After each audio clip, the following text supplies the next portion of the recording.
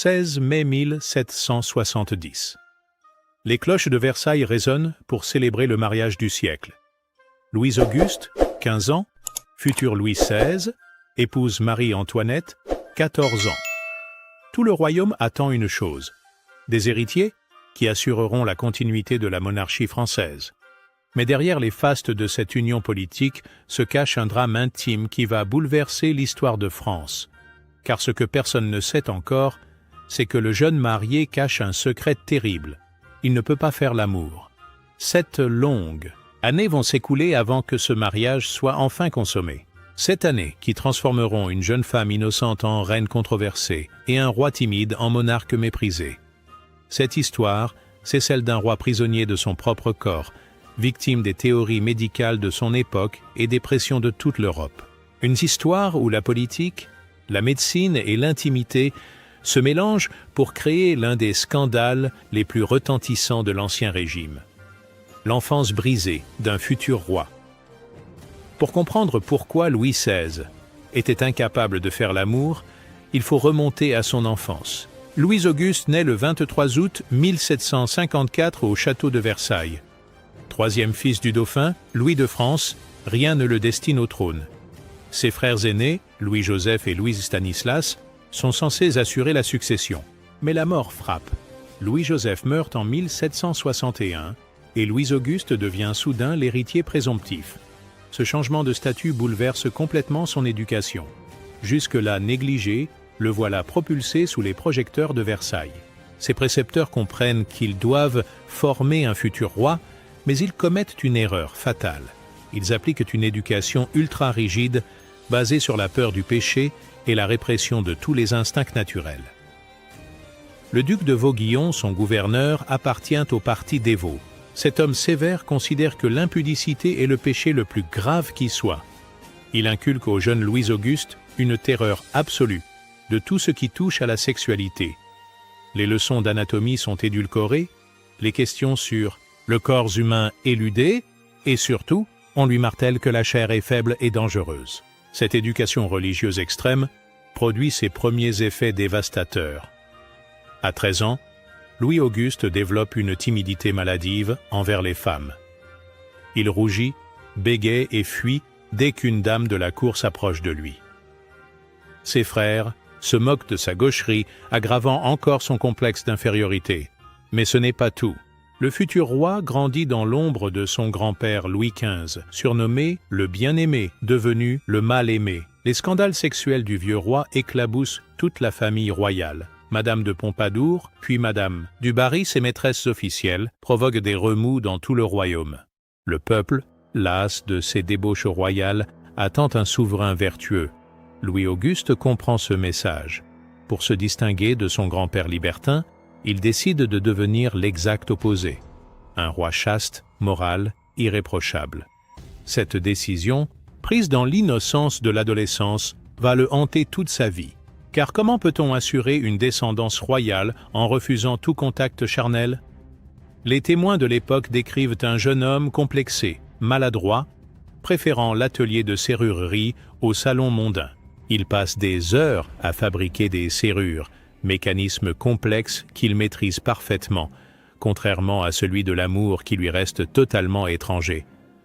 À 15 ans, quand on lui annonce son mariage avec Marie-Antoinette, Louis-Auguste panique. Il sait qu'on attend de lui qu'il accomplisse son devoir conjugal, mais comment faire quand on n'a jamais reçu la moindre éducation sexuelle? Pire encore, comment faire quand on a développé une peur panique de l'intimité physique? 1770. Versailles rutile pour accueillir la nouvelle dauphine. Marie-Antoinette arrive de Vienne, radieuse, inconsciente du calvaire qui l'attend. À 14 ans, elle aussi est totalement ignorante des réalités du mariage.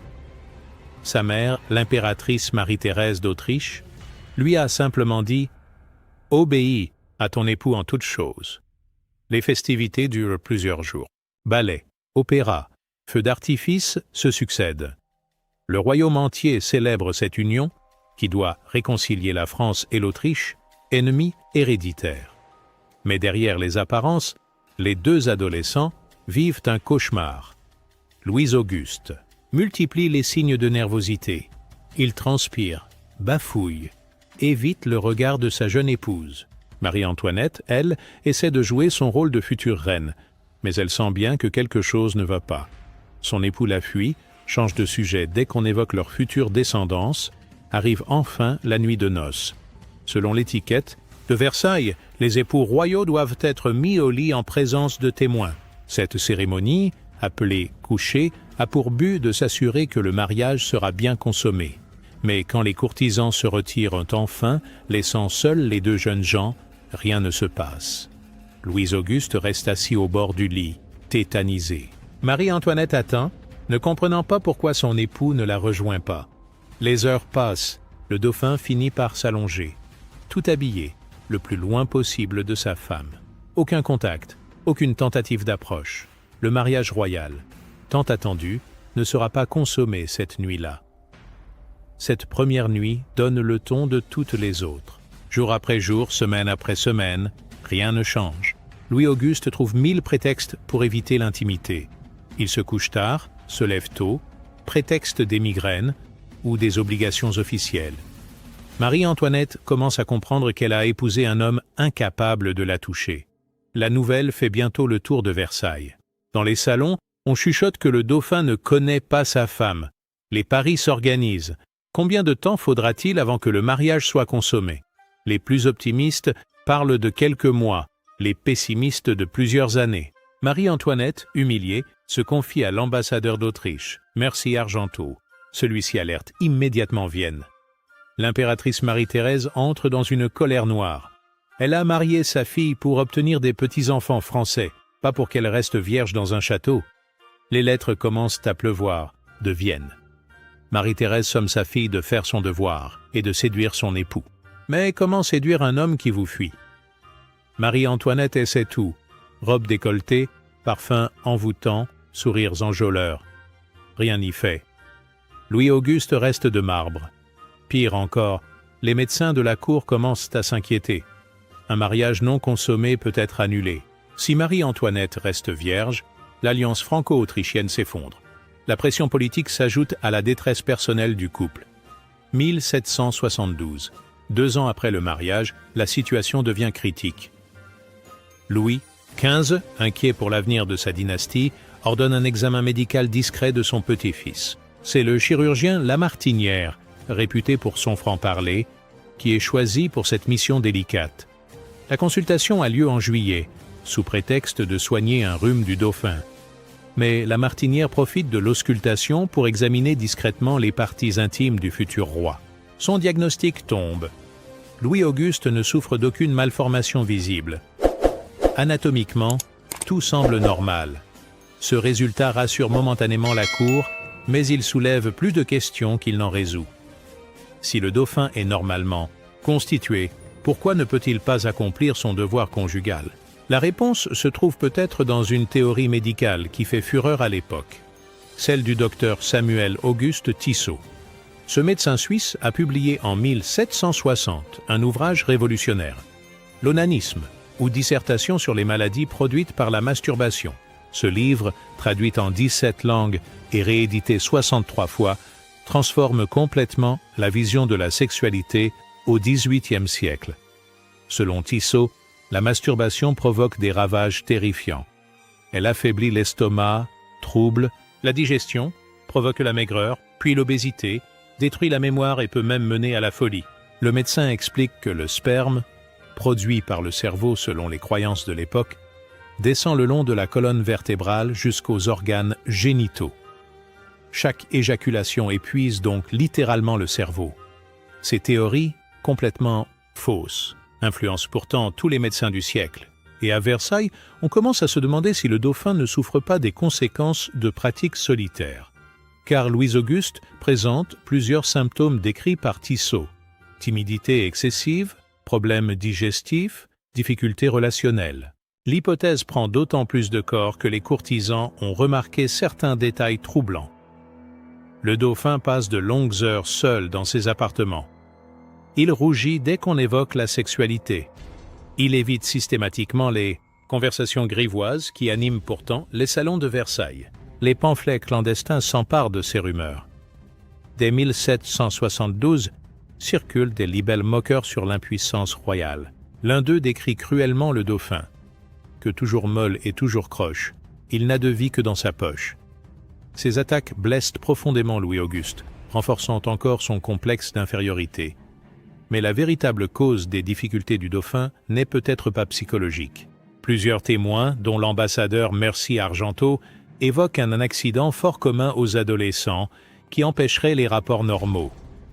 Cette formulation pudique désigne probablement un phimosis, malformation du prépuce qui rend les rapports sexuels douloureux, voire impossibles. Le phimosis expliquerait tout, l'évitement de l'intimité, la peur des rapports, l'incapacité à consommer le mariage. Cette affection, bénigne aujourd'hui, était à l'époque un problème majeur. Une simple intervention chirurgicale pouvait la corriger, mais il fallait d'abord accepter de l'avouer. Or, Louis-Auguste refuse catégoriquement toute nouvelle consultation médicale. La honte, la peur de l'opération, la terreur de voir son problème divulgué l'empêchent de chercher une solution. Il préfère endurer ce calvaire plutôt que d'affronter la vérité. Pendant que Louis-Auguste se débat avec ses démons intérieurs, Marie-Antoinette vit un enfer quotidien. À 16 ans, elle découvre progressivement l'ampleur du problème. Son mari ne peut pas, ou ne veut pas, la toucher. Cette situation l'humilie d'autant plus qu'elle devient rapidement publique. À Versailles, rien ne reste secret longtemps. Les femmes de chambre observent les draps, les valets notent les va-et-vient nocturnes, les courtisans épiant chaque geste du couple royal. Rapidement, tous savent que le lit conjugal reste désespérément chaste. Cette situation exceptionnelle transforme Marie-Antoinette en objet de curiosité malsaine. Les dames de la cour la scrutent, cherchant des signes de grossesse qui ne viennent jamais. Les hommes la regardent avec un mélange de pitié et de convoitise. Certains se disent qu'il pourrait consoler cette jeune femme délaissée. Marie-Antoinette réagit en cherchant des compensations. Puisque son mari la néglige, elle va briller autrement. Elle se lance dans une vie sociale effrénée. Bals, théâtre, jeux de cartes occupent ses journées et ses nuits. Cette agitation perpétuelle cache mal sa frustration et sa solitude. Ses dépenses explosent. Robes, bijoux, parfums s'accumulent dans ses appartements. Rose Bertin, sa couturière, devient l'une des femmes les plus riches de Paris grâce aux commandes royales. Marie-Antoinette compense son vide affectif par un luxe ostentatoire qui scandalise le peuple. Pire encore, elle commence à s'entourer d'une cour particulière, composée de jeunes gens frivoles qui l'amusent et la distraient. Le comte d'Artois, son beau-frère, devient son compagnon de plaisir.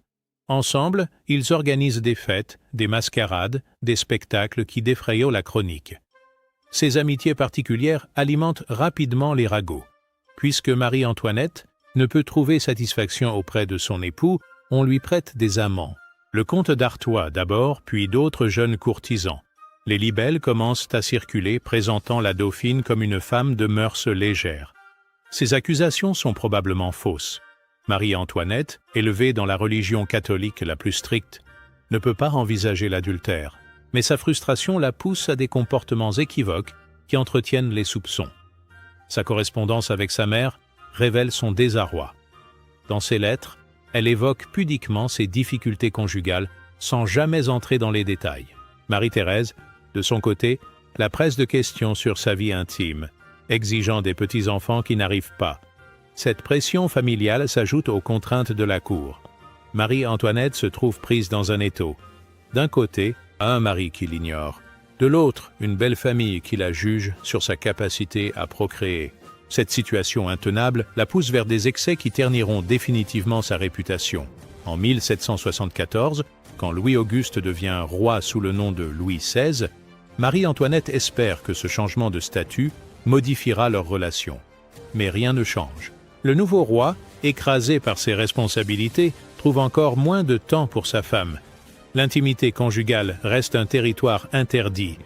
1777, 7 ans après le mariage royal, la situation devient intenable. Marie-Thérèse d'Autriche, désespérée, prend une décision radicale. Elle envoie son fils aîné, l'empereur Joseph II, enquêter personnellement à Versailles. Joseph II n'est pas n'importe qui. Souverain éclairé, réformateur audacieux, il règne sur l'empire austro-hongrois d'une main de fer. Cet homme de 36 ans, sec et pragmatique, ne recule devant rien pour servir les intérêts de sa famille. Son arrivée à Versailles en avril 1777 va bouleverser la situation.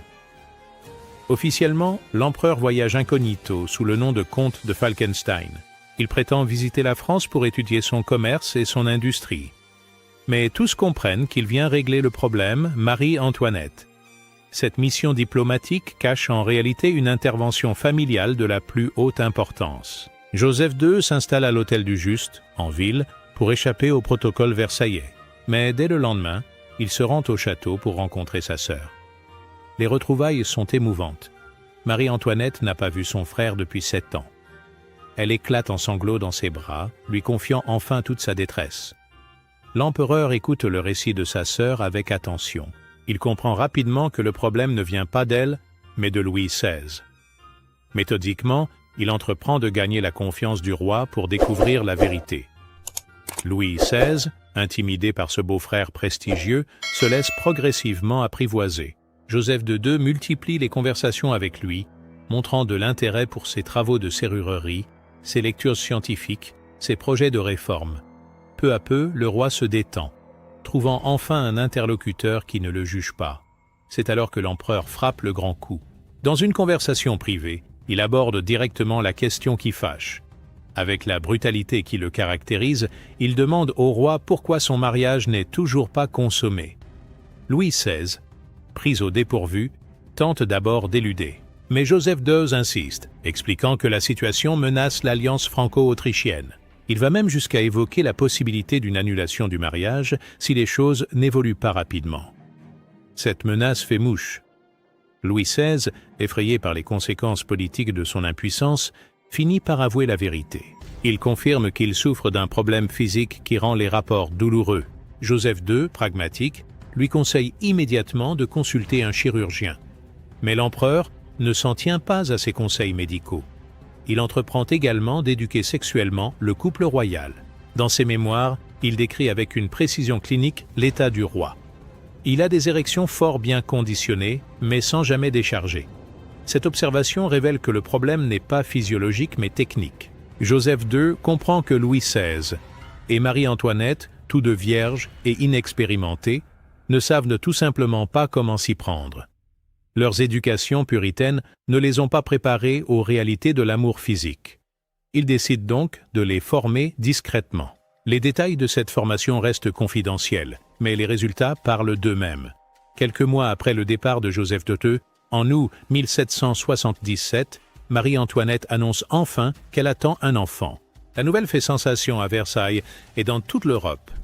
Décembre 1778. Marie-Thérèse naît à Versailles, dans une liesse générale. Après 8 longues années d'attente, le couple royal a enfin un héritier. Mais cette naissance tant espérée révèle paradoxalement l'ampleur des dégâts causés par les années de frustration. Car si le mariage est enfin consommé, il est loin d'être heureux. Louis XVI et Marie-Antoinette ont appris à vivre séparément pendant trop longtemps. Leurs personnalités se sont construites dans l'évitement mutuel, créant une distance difficile à combler. Louis XVI, traumatisé par ces années d'impuissance, ne devient jamais un amant passionné. Même après avoir surmonté ses difficultés physiques, il reste distant, gêné par l'intimité. Ses rapports avec son épouse restent sporadiques, accomplis par devoir plus que par plaisir. Marie-Antoinette, de son côté, garde des séquelles de cette période douloureuse. Elle a pris l'habitude de chercher ailleurs les émotions que son mari ne lui donne pas. Ses amitiés masculines, ses fêtes mondaines, ses dépenses excessives sont devenues des compensations nécessaires à son équilibre. Cette situation conjugale bancale explique en partie la suite de l'histoire, car si Marie-Antoinette donne 4 enfants au roi, elle ne renonce pas pour autant à sa vie sociale agitée. Au contraire, elle l'intensifie, provoquant des scandales qui contribueront à sa perte. L'affaire du collier de la reine, en 1785, illustre parfaitement ces dérives. Marie-Antoinette, en quête permanente de sensations fortes, se laisse manipuler par des aventuriers qui exploitent sa naïveté. Cette escroquerie, dont elle est pourtant innocente, achève de ruiner sa réputation. Parallèlement, Louis XVI, développe une obsession pour la mécanique et l'horlogerie qui peut s'interpréter comme une sublimation de ses frustrations sexuelles. Il passe des heures dans son atelier, créant des mécanismes complexes avec une précision maniaque. Cette passion dévorante l'éloigne encore plus de sa femme et de ses devoirs royaux. Les témoins de l'époque décrivent un couple qui vit côte à côte sans jamais vraiment se rencontrer. Louis XVI se consacre à ses réformes administratives et à ses expériences scientifiques. Marie-Antoinette s'étourdit dans les plaisirs mondains et l'éducation de ses enfants. Chacun a construit sa vie en fonction de l'absence de l'autre. Cette disharmonie conjugale a des conséquences politiques dramatiques. Le peuple français, confronté à une crise économique majeure, supporte mal les extravagances d'une reine frivole et l'inefficacité d'un roi absent. Les libelles se multiplient, présentant Marie-Antoinette comme une débauchée et Louis XVI comme un cocu complaisant. Ces attaques, souvent injustes, trouvent pourtant un écho dans l'opinion publique parce qu'elles correspondent à une réalité observable. Le couple royal dysfonctionne, et cette dysfonction se lit dans leur comportement public. Louis XVI paraît toujours embarrassé en présence de sa femme. Marie-Antoinette semble chercher ailleurs les satisfactions qu'elle ne trouve pas dans son mariage.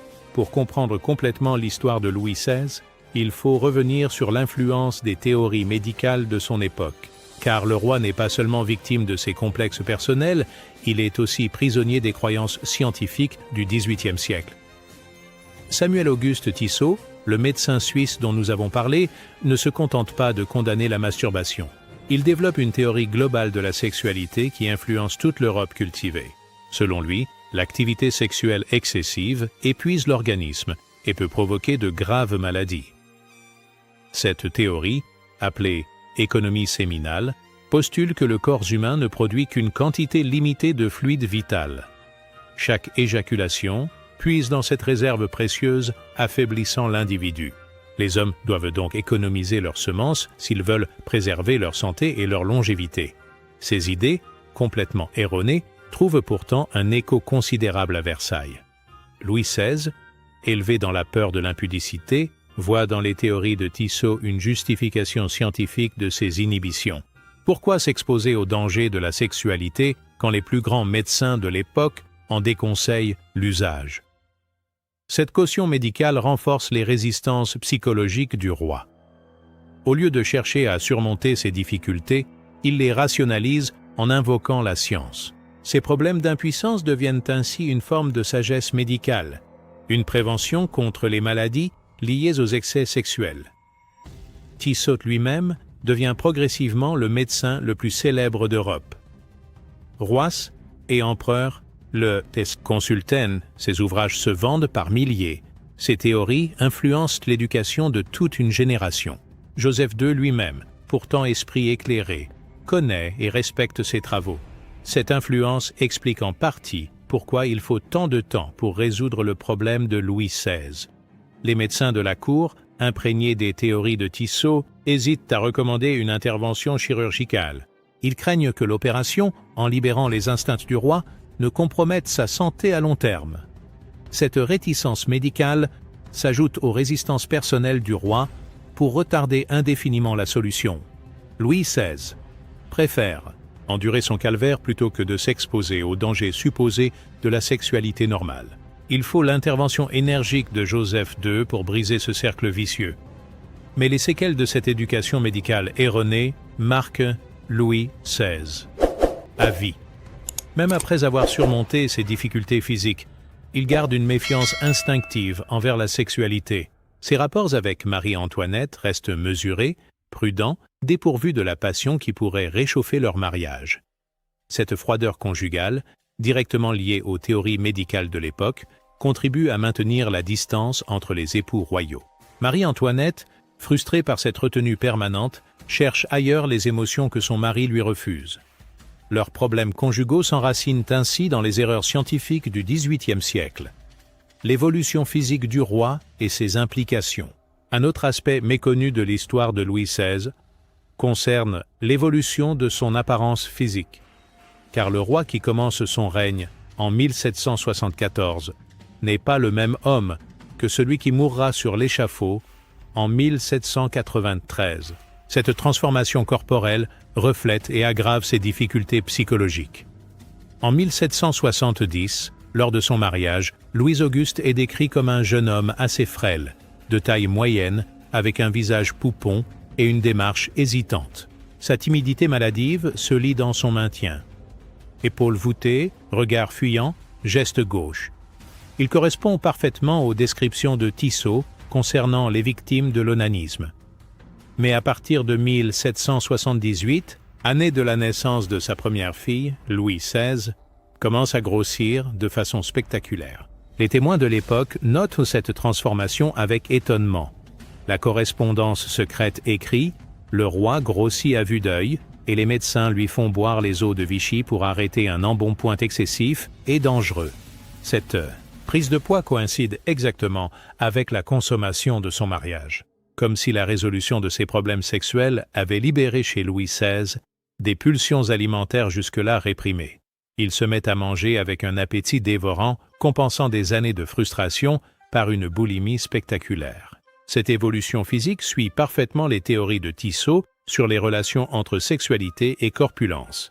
Selon le médecin suisse, les troubles de l'estomac sont les premiers symptômes de l'onanisme. Inversement, la guérison de Deudetzam. Ces troubles s'accompagnent souvent d'une prise de poids importante. Les courtisans établissent instinctivement le lien entre la paternité du roi et son embonpoint. Ils y voient la preuve que Louis XVI a enfin surmonté ses difficultés conjugales. Cette transformation physique devient un signe de virilité retrouvée, une démonstration publique de sa guérison. Mais cette obésité naissante pose rapidement des problèmes pratiques. Louis XVI peine à monter à cheval, activité pourtant indispensable à un roi de France. Ses vêtements doivent être constamment ajustés, ses portraits officiels retouchés pour masquer ses bourrelets. L'étiquette de Versailles, conçue pour un roi svelte et élégant, s'adapte difficilement à ce monarque bedonnant. Plus grave encore, cette prise de poids aggrave les difficultés conjugales du couple royal. Marie-Antoinette, habituée à la minceur de son époux, peine à s'adapter à cette transformation. Leurs rapports intimes, déjà compliqués, deviennent encore plus rares et mécaniques. L'obésité du roi devient également un argument politique pour ses opposants.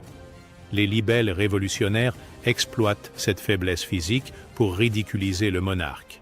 Ils le présentent comme un glouton insatiable qui dévore les richesses du royaume pendant que son peuple meurt de faim. Cette caricature, injuste mais efficace, contribue à la dégradation de l'image royale. Louis XVI, qui avait voulu incarner la vertu face aux débauches de son grand-père, se retrouve stigmatisé pour ses excès alimentaires. Son corps devient un symbole de l'impuissance politique de la monarchie française. L'histoire intime de Louis XVI et Marie-Antoinette ne reste pas confinée aux alcôves de Versailles. Elle se répand dans tout le royaume, alimentant une littérature clandestine qui mine l'autorité royale. Ces libelles, souvent obscènes, transforment les difficultés conjugales du couple en armes de guerre politique. Dès 1775, circulent des pamphlets décrivant les impuissances du roi avec une précision cruelle. Ces textes, imprimés à l'étranger et distribués secrètement, ridiculisent Louis XVI, en le présentant comme un mari défaillant. Comment un homme incapable de satisfaire sa femme peut-il gouverner un royaume? Cette propagande hostile exploite habilement les frustrations du peuple français. Dans un pays où la virilité du roi symbolise la force de la nation, l'impuissance royale devient une métaphore de la faiblesse politique. Les sujets perdent confiance en un monarque qui ne peut même pas accomplir son devoir conjugal. Marie-Antoinette, de son côté, devient la cible d'attaques encore plus violentes. Puisqu'elle ne peut trouver satisfaction auprès de son époux, les libelles lui prêtent tous les amants possibles. Courtisans, domestiques, étrangers défilent dans ces récits fantasmés qui détruisent méthodiquement sa réputation. Ces calomnies prennent d'autant plus facilement racine qu'elles s'appuient sur des comportements réels. Marie-Antoinette, frustrée par son mariage, cherche effectivement des compensations dans une vie sociale agitée. Ses amitiés masculines, ses fêtes nocturnes, ses dépenses excessives alimentent les rumeurs les plus folles. L'affaire Fersen illustre parfaitement cette dynamique. Le comte suédois, bel homme et séducteur réputé, devient l'ami intime de la reine vers 1780. leur relation, probablement platonique, est immédiatement interprétée comme une liaison adultère. Les pamphlets s'emparent de cette amitié pour brosser le portrait d'une reine nymphomane. Ces attaques contre la moralité royale ont des conséquences politiques majeures. Elles sapent la légitimité d'une monarchie qui se fonde sur la vertu du souverain. Comment respecter un roi cocu et une reine adultère? Cette question empoisonne les dernières années de l'Ancien Régime. La Révolution française exploite systématiquement ses faiblesses. Les révolutionnaires présentent Louis XVI comme un roi faible, dominé par une épouse étrangère et corrompue.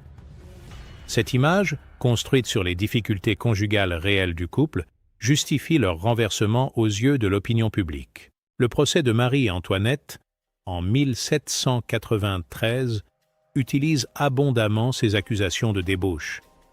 L'acte d'accusation évoque ses intelligences criminelles avec l'étranger, mais sous-entend clairement ses prétendues liaisons amoureuses. La reine est condamnée autant pour ses péchés supposés que pour ses crimes politiques. Ainsi, les difficultés intimes d'un adolescent timide finissent par contribuer à la chute de la monarchie française. Cette trajectoire tragique montre comment l'intime et le politique s'entremêlent inextricablement dans l'histoire des nations. L'intervention de Joseph II à Versailles en 1777 reste l'un des épisodes les plus secrets de l'histoire royale française. Mais l'empereur d'Autriche, homme pragmatique et sans illusion, a laissé des témoignages précis sur cette mission délicate. Ses écrits, longtemps confidentiels, révèlent enfin la vérité sur les difficultés conjugales de Louis XVI. Dans sa correspondance avec sa mère, Marie-Thérèse, Joseph II décrit avec une franchise brutale l'état du couple royal. Il confirme que Louis XVI n'est pas véritablement impuissant, il a des érections fort bien conditionnées, écrit-il sans détour. Le problème vient d'ailleurs. Selon l'empereur, le roi souffre effectivement d'un phimosis qui rend les rapports douloureux. Mais surtout, il découvre que ni Louis XVI, ni Marie-Antoinette ne savent comment procéder. Leurs éducations puritaines les ont laissés dans l'ignorance totale des réalités physiques de l'amour. Joseph II décrit avec un réalisme saisissant ses conversations avec le couple royal. Il raconte comment il a dû expliquer à ces deux adultes les gestes les plus élémentaires de l'intimité conjugale. Cette révélation éclaire d'un jour nouveau les 7 années de chasteté imposées qui ont suivi leur mariage. L'empereur ne se contente pas de ces conseils techniques. Il entreprend également de réconcilier psychologiquement les deux époux. Il explique à Louis XVI que la sexualité n'est pas un péché, mais un devoir royal. Il convainc Marie-Antoinette de faire preuve de patience et de compréhension envers son époux. Cette double action, médicale et psychologique, porte rapidement ses fruits. Quelques mois après le départ de Joseph II, Marie-Antoinette tombe enceinte. Mais l'empereur ne se fait aucune illusion sur la solidité de cette réconciliation. Il pressent que les années de frustration ont créé des blessures difficiles à cicatriser. Ses prédictions se révèlent exactes. Malgré la naissance de 4 enfants, le couple royal ne retrouve jamais une véritable harmonie. Louis XVI reste marqué par ses années d'impuissance. Marie-Antoinette par sa longue frustration. Leurs rapports conjugaux restent formels, dépourvus de la passion qui aurait pu les rapprocher. Joseph II observe également que la résolution des difficultés physiques ne résout pas les problèmes psychologiques. Louis XVI garde une méfiance instinctive envers la sexualité qu'il associe toujours au péché et au danger. Cette inhibition permanente empêche l'épanouissement de son couple. Ces témoignages de première main révèlent l'ampleur des dégâts causés par une éducation sexuelle défaillante. 2 jeunes gens, parfaitement constitués physiquement, ont été rendus dysfonctionnels par l'ignorance et les préjugés de leur époque. Cette tragédie intime aura des conséquences historiques majeures. Les conséquences des difficultés conjugales de Louis XVI et Marie-Antoinette ne s'arrêtent pas à leur propre malheur. Elles se transmettent à leurs enfants et marquent durablement l'histoire de France. Car un couple royal dysfonctionnel engendre nécessairement une famille royale perturbée. Marie-Thérèse, leur fille aînée, grandit dans un environnement familial tendu. Elle voit sa mère chercher ailleurs les satisfactions que son père ne lui donne pas. Elle observe les disputes, les silences, les évitements qui ponctuent la vie quotidienne de ses parents, cette atmosphère marque profondément son caractère. Le dauphin Louis-Joseph, né en 1781, souffre dès sa naissance de graves problèmes de santé. Sa constitution fragile pourrait résulter du stress vécu par sa mère pendant sa grossesse. Marie-Antoinette, enceinte à 26 ans après 8 années de mariage difficile, n'est pas dans les meilleures conditions pour porter un enfant. Louis-Charles, le futur Louis XVII, naît en 1785 dans un contexte encore plus tendu. Ses parents, toujours mal assortis, traversent une période de crise conjugale aiguë. L'affaire du collier de la reine vient d'éclater, compromettant définitivement la réputation de Marie-Antoinette. Cet enfant grandit dans un climat de suspicion et d'hostilité publique. Sophie Béatrice, la dernière née, ne survit que quelques mois. Sa mort, en 1787, achève de briser le moral de Marie-Antoinette. La reine, déjà fragilisée par des années de critiques, sombre dans une mélancolie dont elle ne se relèvera jamais complètement. Ces drames familiaux s'ajoutent aux difficultés politiques pour accabler le couple royal. Louis XVI, qui n'a jamais réussi à créer avec sa femme une véritable intimité, peine à trouver en elle un soutien dans l'adversité. Leur rapport reste formel, empêchant toute solidarité face aux épreuves. La Révolution française révèle cruellement ses faiblesses conjugales. Quand la tourmente révolutionnaire s'abat sur la famille royale, Louis XVI et Marie-Antoinette ne savent pas faire front commun. Leurs stratégies divergent, leurs confidences se raréfient, leurs décisions se contredisent. L'épisode de Varennes, en juin 1791, illustre parfaitement ces dysfonctionnements.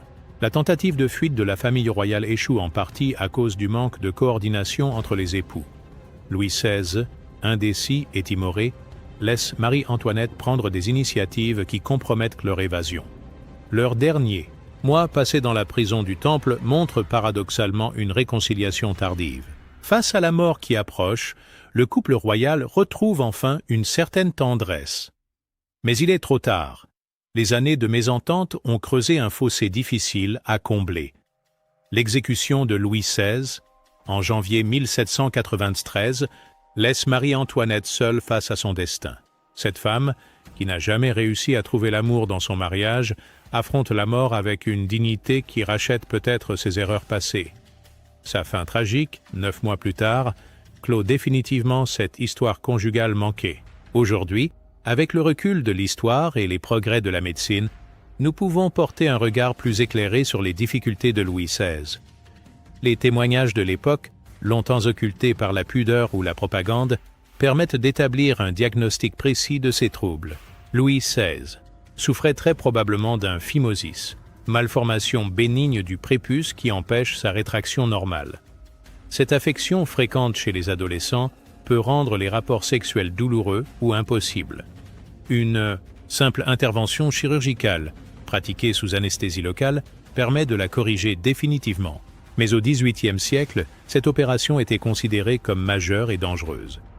Les techniques chirurgicales rudimentaires, l'absence d'anesthésie et les risques d'infection expliquent les réticences des médecins de l'époque. Ils préféraient temporiser, espérant une guérison spontanée qui ne venait jamais. Cette attente prolongée a permis au problème physique de se doubler d'un problème psychologique. Louis XVI, traumatisé par l'échec de ses premières tentatives, a développé une peur panique de l'intimité. Cette angoisse de performance, comme on l'appelle aujourd'hui, est devenue plus handicapante que la malformation initiale. L'intervention de Joseph II a probablement consisté à convaincre Louis XVI de subir l'opération nécessaire. L'empereur, homme pragmatique, a dû balayer les objections médicales et psychologiques du roi pour l'amener à accepter cette solution. Cette hypothèse expliquerait la rapidité avec laquelle le problème s'est résolu après sa visite. Mais Joseph II n'a pas seulement agi sur le plan médical, il a également entrepris une véritable thérapie de couple avant la lettre. En réconciliant Louis XVI avec sa sexualité, en rassurant Marie-Antoinette sur l'avenir de son mariage, il a créé les conditions psychologiques nécessaires à la consommation de l'union royale. Cette analyse médicale moderne éclaire d'un jour nouveau les difficultés du couple royal. Elle montre que leurs problèmes, loin d'être insurmontables, aurait mal pu être résolu rapidement avec des soins appropriés. Mais les préjugés de l'époque, les théories médicales erronées et les inhibitions personnelles ont transformé un trouble bénin en tragédie conjugale. Cette tragédie illustre parfaitement les ravages que peuvent causer l'ignorance et les tabous sexuels. Deux jeunes gens, parfaitement normaux sur le plan physique, ont été rendus malheureux par l'obscurantisme de leur éducation. Leur histoire montre l'importance d'une information sexuelle claire et objective pour éviter de tels drames. L'histoire de Louis XVI et de ses difficultés conjugales révèle un homme infiniment plus complexe que l'image traditionnelle du roi faible véhiculée par l'historiographie classique. Derrière la façade du monarque incompétent se cache un être humain brisé par les circonstances, victime d'une époque qui ne savait pas traiter ses problèmes. Cette histoire montre comment l'intime et le politique s'entremêlent inextricablement dans l'existence des puissants. Les difficultés personnelles de Louis XVI, d'abord circonscrites à sa vie privée, ont progressivement contaminé sa vie publique. Son impuissance conjugale est devenue une métaphore de son impuissance politique, contribuant à la délégitimation de la monarchie française. Elle éclaire également le destin tragique de Marie-Antoinette sous un angle nouveau. Cette femme, présentée tantôt comme une sainte, tantôt comme une diablesse, apparaît avant tout comme une victime des dysfonctionnements de son époque. Frustrée par un mariage impossible, elle a cherché des compensations qui ont fini par la perdre. L'intervention de Joseph II constitue l'un des épisodes les plus fascinants de cette histoire. Elle montre qu'une action énergique et éclairée aurait pu changer le cours des événements. Si l'empereur était intervenu plus tôt, ou si ses conseils avaient été mieux suivis, l'histoire de France aurait peut-être pris un autre cours. Cette histoire révèle aussi l'influence considérable des théories médicales sur les comportements individuels et collectifs. Les erreurs de Tissot et de ses contemporains ont empoisonné la sexualité de toute une génération. Elles montrent l'importance d'une science rigoureuse et objective, libérée des préjugés moraux et religieux. Enfin, elle illustre les ravages que peuvent causer une éducation sexuelle défaillante et des tabous familiaux. Louis XVI et Marie-Antoinette ont payé très cher l'ignorance dans laquelle on les a maintenus. Leur tragédie personnelle souligne l'importance d'une information claire et complète sur les réalités de l'amour physique. Au terme de cette enquête historique, Louis XVI apparaît non plus comme un roi lâche et incompétent, mais comme un homme brisé par les circonstances. Ses difficultés conjugales, loin d'être anecdotiques, éclairent d'un jour nouveau les dernières années de la monarchie française. Elles montrent que derrière les grands événements de l'histoire se cachent souvent des drames humains d'une poignante simplicité. Cette histoire, longtemps occultée par la pudeur et les convenances, méritait d'être racontée. Elle humanise des personnages trop souvent réduits à leur fonction politique. Elle révèle que les rois aussi peuvent souffrir, douter, échouer dans leur vie privée, et que ces échecs intimes peuvent avoir des conséquences historiques majeures. Louis XVI ne fut pas seulement le dernier roi de l'Ancien Régime, il fut aussi un homme qui ne put jamais faire l'amour normalement, et qui paya cette difficulté du prix de sa couronne et de sa vie. Cette vérité, cruelle mais éclairante, nous rappelle que l'histoire s'écrit autant dans les alcôves que sur les champs de bataille. L'histoire de Louis XVI et de Marie-Antoinette nous enseigne que les problèmes les plus intimes peuvent avoir des conséquences historiques majeures. Leur mariage raté n'a pas seulement gâché leur bonheur personnel, il a contribué à la chute de la monarchie française. Cette tragédie conjugale aurait pu être évitée avec une meilleure éducation sexuelle, des soins médicaux appropriés et moins de préjugés moraux. Elle montre l'importance de traiter les problèmes humains avec pragmatisme et compassion, plutôt qu'avec pruderie et moralisme. 3 siècles après ces événements, l'histoire de Louis XVI résonne encore dans notre époque. Elle nous rappelle que derrière les fastes du pouvoir se cachent souvent des drames humains d'une simplicité déchirante, et que comprendre ces drames est essentiel pour comprendre l'histoire elle-même. Le roi qui ne pouvait pas faire l'amour est devenu, malgré lui, l'un des personnages les plus tragiques de l'histoire de France. Son histoire, longtemps cachée, mérite d'être connue et comprise, car elle révèle une vérité fondamentale. Même les plus puissants de ce monde restent des êtres humains, avec leurs faiblesses, leurs peurs et leurs souffrances. Cette vérité, Louis XVI l'a payée de sa vie. À nous de nous en souvenir.